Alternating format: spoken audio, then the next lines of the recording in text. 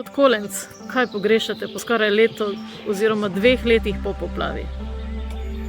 Dober dan in dobrodošli v kampu Marina, ki se že prebuja v jutro in je sezona že tukaj. In ta popravljen kemp, ki res moram še enkrat zahvaliti gasilcem, prostovoljcem občine Zaščiti in pa državi, tudi da je nas motivirala z vložkom finančnim in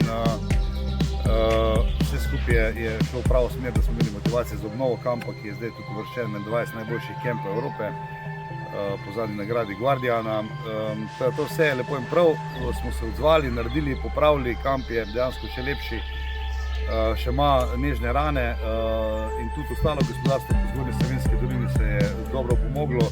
Zdaj si pa vsi želimo, da se to ne ponovi.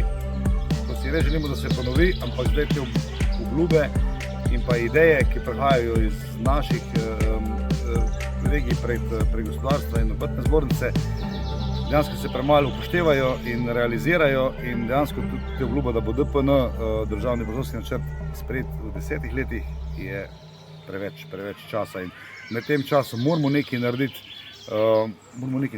Dejansko treba začeti delati in ne samo obljubljati in planirati. In dejansko so že vse dosedanje poplave ostale samo po obljubah in jaz res želim, da ne bi to še tudi ta poplava bila, ki je bila res toliko večja od prejšnjih, da ne bi to ostalo po obljubah, ker to poplava ni bil hec in je ogroženih 7000 delovnih mest in pa tudi življenje Savinjčanov.